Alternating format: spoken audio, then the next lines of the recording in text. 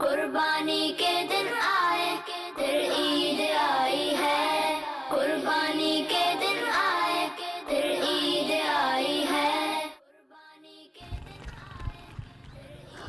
क्या बात है, आज तो बहुत खामोश खामोश लग रहे हो, आवाज भी नहीं निकल रही है। मुझे तो लग रहा है आप मुझसे नाराज हो गए हो। नहीं नहीं नहीं, भला मैं क्यों नाराज होने लगा?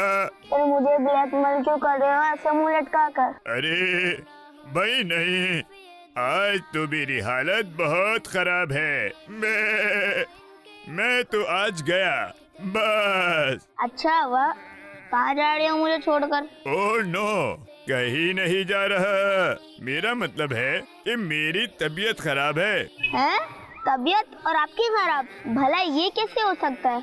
आप तो ठीक लग रहे हो, अपना पेट देख रहे हो कैसा बढ़ा हुआ है। अरे यही तो कह रहा हूँ, मैंने आज बहुत खाना खा लिया और मेरा पेट भी बहुत फूल गया है।